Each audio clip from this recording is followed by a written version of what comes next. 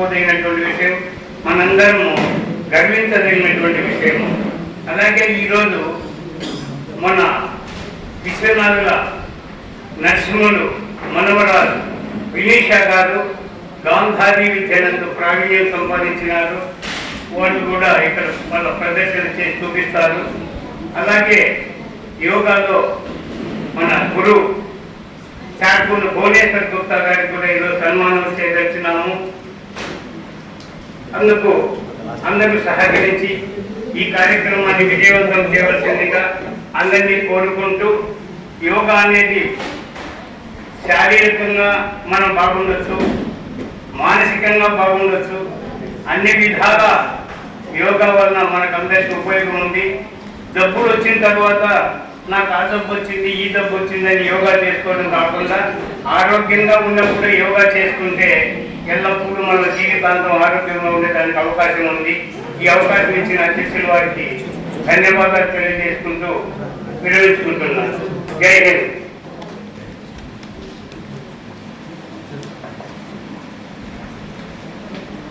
యోగా గురించి మాట్లాడవలసిన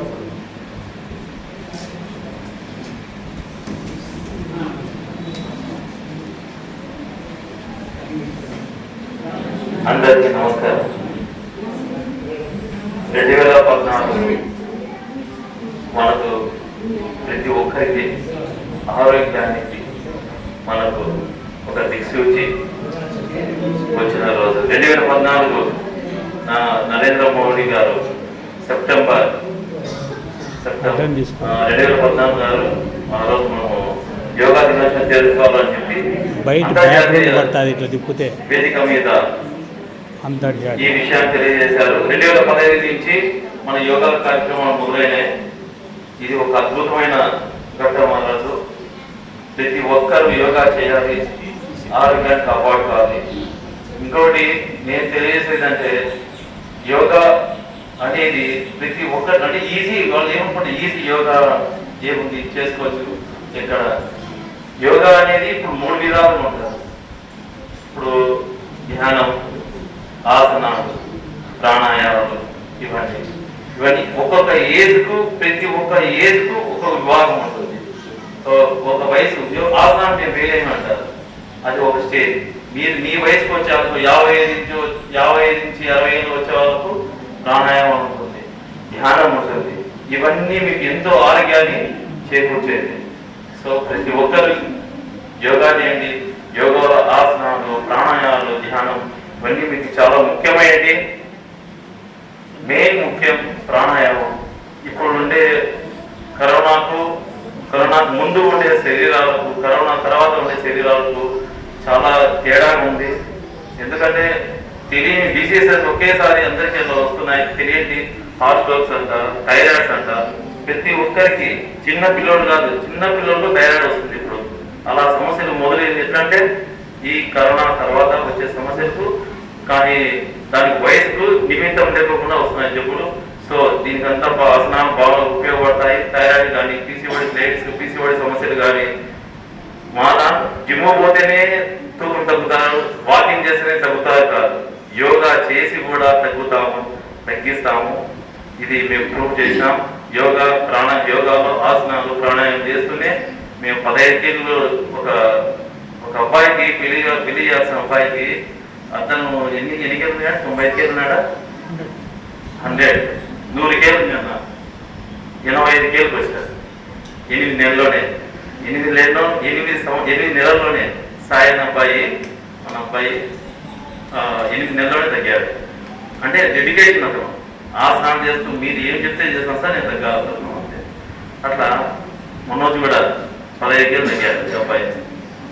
కరోనాకు ఎంత ఉన్నాడంటే 90. సో ఇప్పుడు 80 కేజీలకు వచ్చాడు అబ్బాయి, 80 కేజీలకు వచ్చాడు. సో మనం యోగా అనేది ఏదో సింపుల్ అనుకుంటారు, కానీ చెయ్యండి, ఆచరించండి, ఆరోగ్యాన్ని కాపాడుకోండి. ముఖ్యంగా లేడీస్కు, మేము మగవారంటే మేము వాకింగ్, జాగింగ్, ఎక్కడ యోగా ఎదురు చేస్తారు.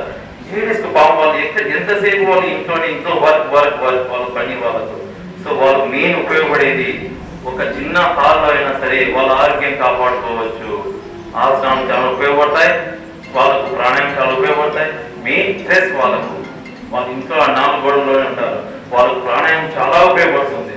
సో ఆసనం చేయండి, ప్రాణాయామం చేయండి, ధ్యానం చేయండి. ఒక వయసు వచ్చాక ధ్యానం కూడా చాలా ఉపయోగపడుతుంది.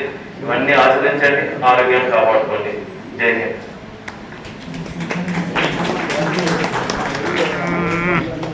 సరే స్లో చేస్తాను.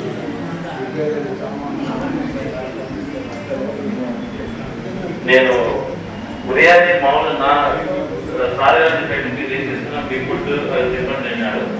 సో ఫస్ట్ చేస్తాను. నేను ఫైనాన్స్ లో బిజినెస్ చేస్తూనే, నేను మెడికల్ ఫైనాన్స్ బిజినెస్ చేస్తున్నాను. కానీ మెయిన్ ముఖ్యం ఇది, నేను ఇక్కడికి వచ్చిన కారణము నాకుంటే డిసీజ్. చిన్న వయసులోనే బీపీ అనేది కాదు, చిన్న వయసులో బీపీ. ఇప్పుడు నేను 20 వయసులోనే. సో ఆ టైంలో ఇట్లే ఒక గైడెన్స్, ఒక ఫ్రెండ్ గైడెన్స్ ఇచ్చారు. ఎందుకు ఇవన్నీ ఇన్ని రన్నింగ్ ఉంటున్నాయి, ఇవన్నీ కాదు, నువ్వు యోగా చేయి, ప్రాణాయామం చేయి. సో ఇవన్నీ గైడెన్స్ ఇచ్చారు, నేను అదే ఫాలో అయ్యాను. నేను ఈ రోజు కూడా సేమ్ ఇప్పుడు బీపీ 75, 125, 75, 80 ఉంటుంది. సో అది నాకు మెయిన్. సో ఈ రోజులో నేను ట్యాబ్లెట్స్ వాడను, యూజ్ చేయను. కారణం యోగా. నేను మెయిన్ అదే చెప్తాను. ఇప్పుడు నా తయారు వచ్చి 10 సంవత్సరాలు, నాకు తెలిసి 10 సంవత్సరాలు. ఈ రోజు కూడా నేను ట్యాబ్లెట్ వాడను. సో దీన్ని కాపాడుతూ నేను ప్రతి 3 నెలలకు 6 నెలలు తెచ్చేసుకుంటాను. అంటే నేను నా ఆసనాలతోనే, నా ప్రాణాయంతోనే నేను నాకు కంట్రోల్ చేసుకుంటున్నాను. నేను ఎప్పుడు వదిలేస్తే అప్పుడు ట్యాబ్లెట్ కూడా నా బాడీలోకి వస్తుంది. సో ఈ జాగ్రత్తగా మీరు కూడా చేయండి, ఆరోగ్యం కాపాడుకోండి చెప్తున్నాను.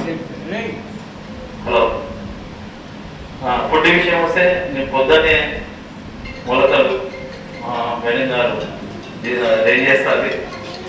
మళ్ళీ ఆ తర్వాత 1 గంటకు అది జ్యూస్, అన్ని క్యారెట్. నేను చెప్పేదానికన్నా మా భార్య బాగా చెప్తున్నది. నేను నా ఫుడ్ ప్రిపేర్ చేసే వాళ్ళు కాబట్టి ఖచ్చితంగా నేను ఇది చెప్పే మాటలు కాదు, నేను ఆశ్రయించి 3 సంవత్సరాల నుంచి కరోనా తర్వాత నేను ఆశ్రయించిన ఫుడ్ అది. నేను కూడా అట్లా తగ్గింది, 12గా తగ్గింది. అంటే నేను తీసుకునే ఫుడ్ ఉదయం నుంచి మధ్యాహ్నం ఒక టైం ఉంటుంది. మధ్యాహ్నం నుంచి నేను అదే ఫాలో అవుతున్నా, అబ్బాయి అదే చెప్తున్నా, అదే ఫాలో అవుతున్నాను. చెప్తారు నేనేం వాడి చెప్తున్నా, వాళ్ళకి అర్థమవుతుంది, అంతే కదా. చెప్పలేవా? అంటే వాళ్ళ సహకారం లేకుంటే మనం ఏం చేయలేదు. మనం ఊరికే పొద్దున్నే వస్తానని కలిసి తినేది. సో నా ఫుడ్ అయితే మా బిల్డింగ్ అది ప్రిపేర్ చేస్తారు. ఓకే, ధన్యవాదాలు. ఆ నుంచి నన్ను చూపించి ఆపి, నన్ను చూపించి ఒకసారి